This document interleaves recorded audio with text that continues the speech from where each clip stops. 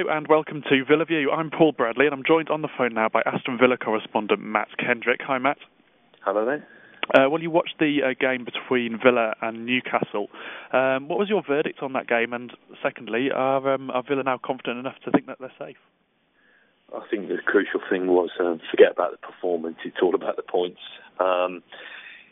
Given the way the results had gone elsewhere in the weekend, with everybody else below them losing, it was just Villa kept their end of the bargain. It wasn't always pretty, and it was kind of back to the wall stuff. But yeah, I think it was a massive victory. I don't think that result in its own right will be enough to keep them safe. I think they'll need another couple of those. I think they'll need to try and get to around the 42, 43 point mark to be completely safe. But in terms of confidence and in terms of giving them a bit of breathing space, it's certainly done the trick for this week at least. And Stilian Petrov had a start in midfield again. Is he coming back into form and we may be seeing a bit of a resurgence? Again, I think it's kind of taking it each game at a time. He was certainly a surprise name on the team sheet. I don't think Nigel Rico could have done a lot wrong in his recent performances. But fair play to Petrov. He's coming for a fair amount of criticism from a lot of people. A lot of people think that perhaps his time has come.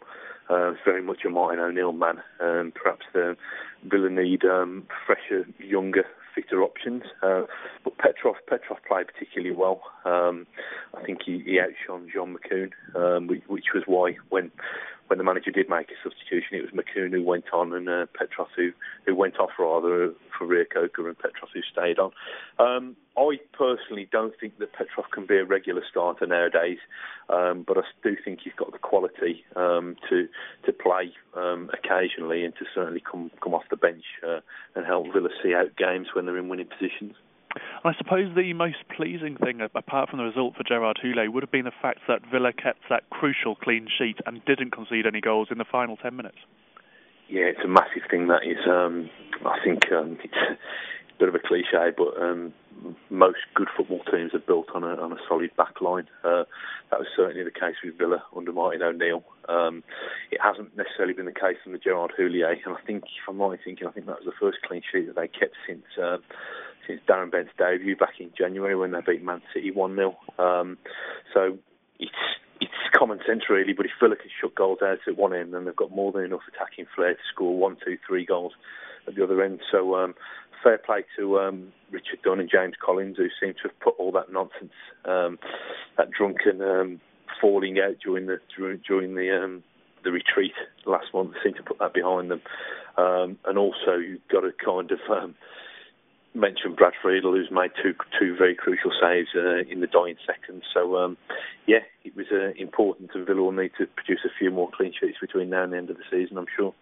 And just before you go, Matt, a word about the next game. It's at West Ham. Do you see that as something that Villa will be looking to go there and win 3 points, or is it going to be comfortable with a draw there? I think they'll go there looking for 3 points, certainly.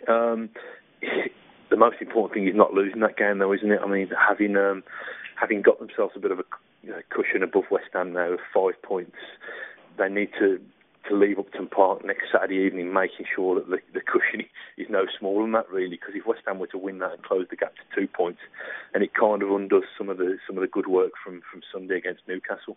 I think Villa have got the ability to certainly kind of go to Upton Park, take advantage of some of West Ham's nerves, and really kind of drive home the difference between the clubs and put themselves very close to safety if they do go and win there. But like you said, like I just said a moment ago, the main thing is not to lose. So it's going to be another nervous occasion, though, I think. Okay, Matt. Well, thanks for that today, and thank you for listening. We'll be back again next week with more Villa View.